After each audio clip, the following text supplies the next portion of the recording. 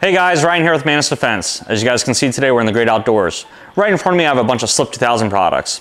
If you're unfamiliar with them, they're very well known for their gun lube, EWL, and their carbon killer. What's nice to know is that they've also expanded now into knives and axes. So here in front of me, I have Axe Guard. So if you have a tomahawk or an axe, this might be the product for you.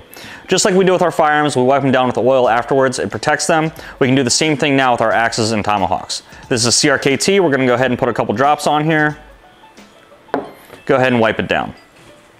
So because of this, we're now protecting it from the elements, saltwater corrosion, and all of that kind of stuff. What's even nicer though is that it does keep tree sap off of this. So if you guys are actually out there using these things and chopping logs and chopping wood, this will keep it from getting all gunked up with all that sap on there, and then it's sticky going back in your bags and your cases. So I would definitely suggest. Axe Guard?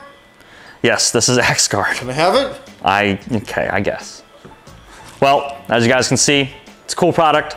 Take a look. As always, I'm Ryan with Manus Defense. Stay safe, shoot straight.